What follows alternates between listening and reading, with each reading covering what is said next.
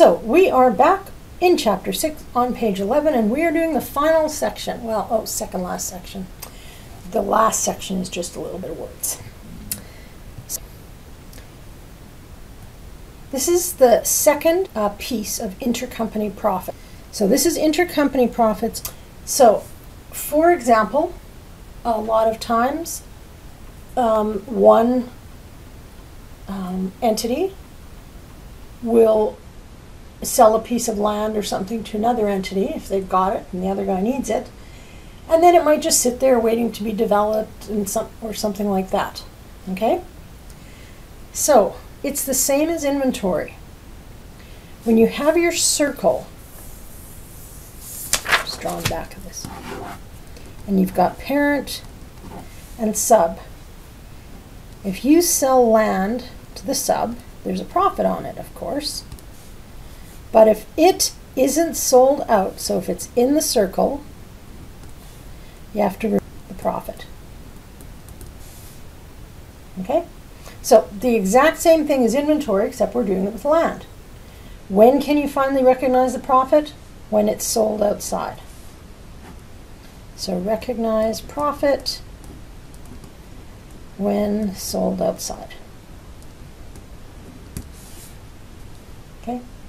So just like we did with our little Lego inventory.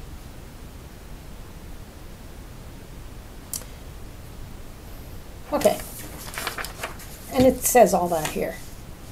So when the parent sells land to the sub, or vice versa, it can be upstream or downstream, the gain can't be recognized on the dated financial statements until the land is sold again to an external entity. We're going to also assume that gains are not capital gains for tax purposes. We're just making an assumption to keep this easier. Remember the consolidated statements, how the tax authorities determine how much tax the companies pay. Okay, so let's do a little example. It is little. Assume on January 1st, year 3, land with a carrying value of $2,000 sold by one member of the group to another. Let's just say it's upstream to keep it easy. So the sub sold to the parent land for $2,300. Tax rate of the purchaser is 40%. There will be a gain of how much? Well, it was 2 and it sold for $2,300. 300, which after tax will amount to 300 times 1 minus 0.4, which is 180. So anything one of the entities sells to the other and it doesn't get sold outside the circle, the profit can't be on the consolidated financial statements. So we do an unrealized, realized profit schedule to calculate and show that. So we've got balance, we've got tax, and we've got after tax.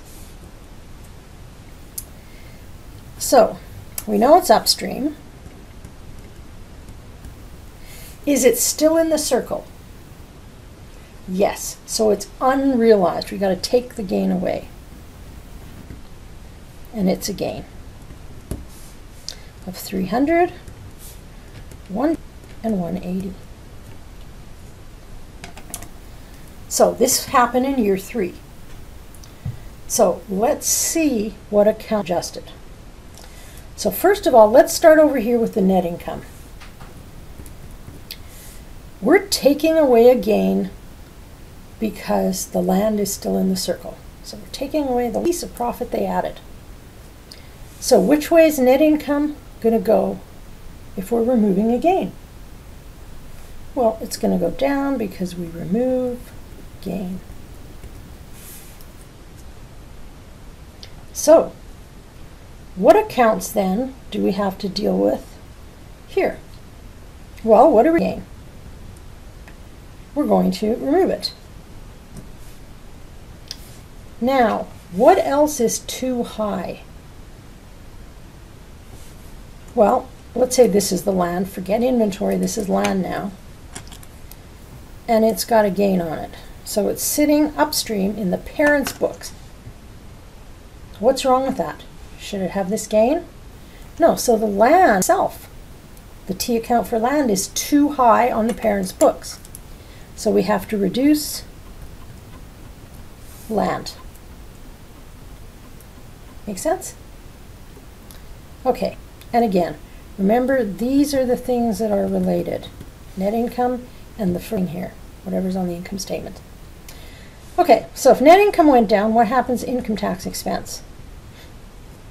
It goes down, and DIT does the opposite.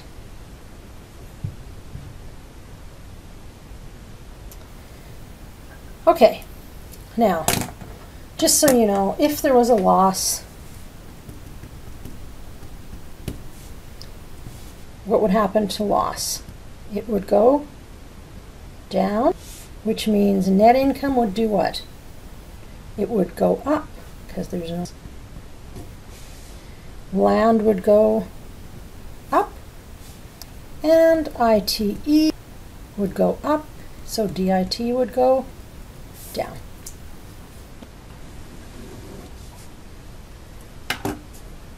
And what does upstream have to do with anything? Why do we care?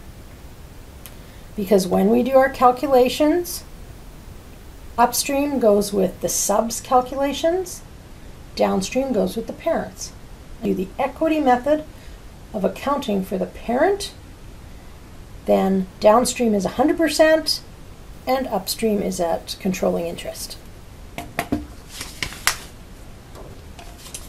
Okay, now usually what happens with these bigger assets rather than inventory the next year, but let's say the sub's hanging on to this, sorry, the parent, it's upstream.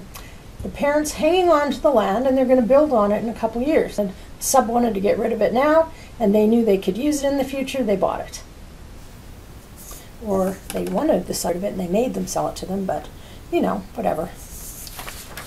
So I want to do the year 4 unrealized profit schedule. Okay? So just make a little note to remind yourself. No transaction with land in year 4 is being used or held, but that's it. So there's nothing. So we've got our balance, we've got tax, we've got after tax. So we're going to have an upstream effect from year 3's realized gain on land. Okay, so this isn't year 4, this is actually part of year 3. Okay, because they don't sell the land again and record a gain in the second year too. No, they did that in year 3. Okay, so we're going to use the same numbers, 300, 120, and 180. Now let's analyze this. Last year, so we're in year 4 right now. Last year they sold land. So the gain was on last year's. Is the land still there? Yeah, it's sitting on the parent's books and it's got that little profit attached to it again because in the parent's books it's correct. They bought the land and paid X dollars and the sub's profits attached to it.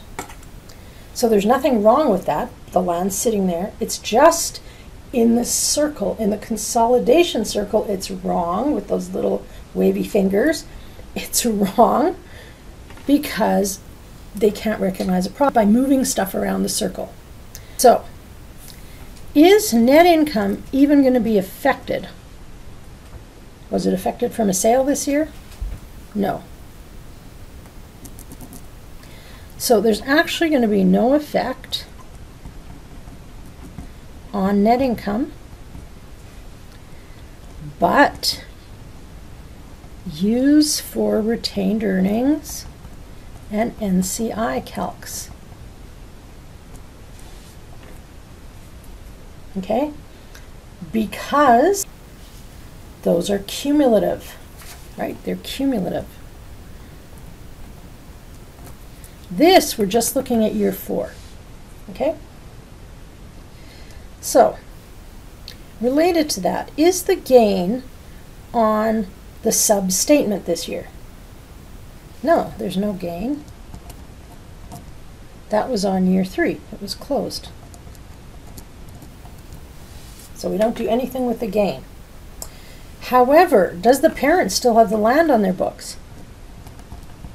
Yes. Is it too high or too low? Well, the sub put a gain on it, right? Here's the sub putting their little profit on it. So it's too high. So we've got to make this go down. So land is too high on parents' books for consolidation purposes. Now, if net income didn't change, and notice there's no gain, so net income isn't affected. Again, they're related. If net income didn't change, does ITE change, income tax expense? Nope.